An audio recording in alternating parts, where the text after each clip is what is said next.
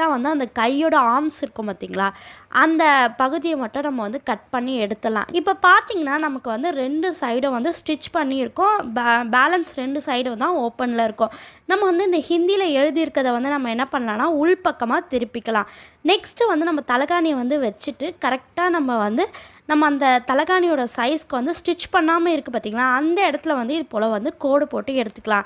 இது வந்து நம்ம எதுக்காக வந்து பண்ண போகிறோம்னா, நம்ம ஆல்ரெடி ஒரு வீடியோவில் பண்ணியிருப்போம் ஊசி நூல் இல்லாமல் எப்படி பில்லோ கவர் செய்யலாம் அப்படின்னு தான்.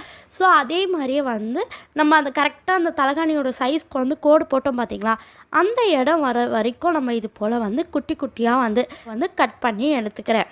வைக்கும் போது பார்த்து வைங்க, நம்ம லேஸ் வந்து கொஞ்சம் கூட மாற்றி வந்து கட்டிடக்கூடாது, கரெக்டாக கட்டணும். இதெல்லாம் முடிச்சு அப்படி எதுவும் கிடையாது. நம்ம நார்மலாக எப்போவும் முடிச்சு போடுவோம் பார்த்திங்களா, அதே மாதிரியே வந்து நம்ம முடிச்சு போட்டு எடுத்துக்கலாம். இதுதான் இருக்குது. எப்படி இருக்குன்னு மறக்காத கமெண்ட் பாக்ஸில் கமெண்ட் பண்ணுங்கள்.